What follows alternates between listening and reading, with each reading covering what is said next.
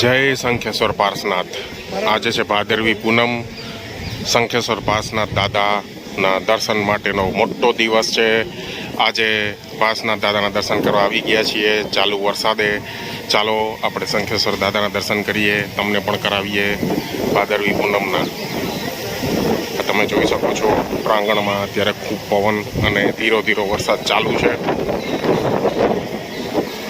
ભક્તિ સ્તવનો દાદાના ચાલુ છે।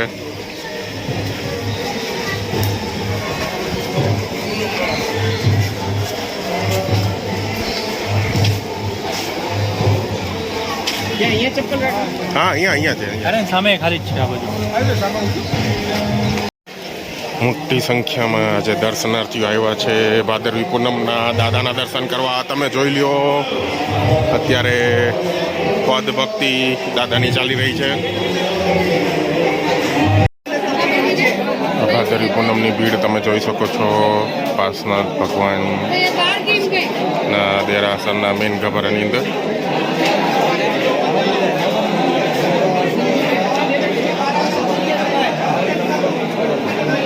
તમે જુઓ પદ્માવતી માતાની દર્શનની લાઈન, પૂજાની દર્શનની લાઈન અને પાર્શનાથ ભગવાનના દર્શનની લાઈન।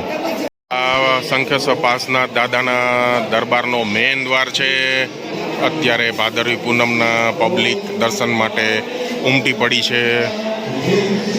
મોટી સંખ્યામાં અહીંયા આજે શ્રદ્ધાળુઓ આવ્યા છે ભાદરવી પૂનમના દાદાના દર્શનનો લાભ લેવા માટે, પૂજા માટે, પદ્માવતી માતાની પૂજા માટે।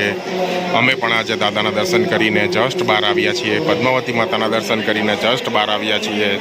તમે જોઈ શકો છો આટલા ભારે ચોમાસામાં પણ અહીંયા શ્રદ્ધાળુઓ દર્શન માટે ઉમટીને ગામે ગામથી આવે છે।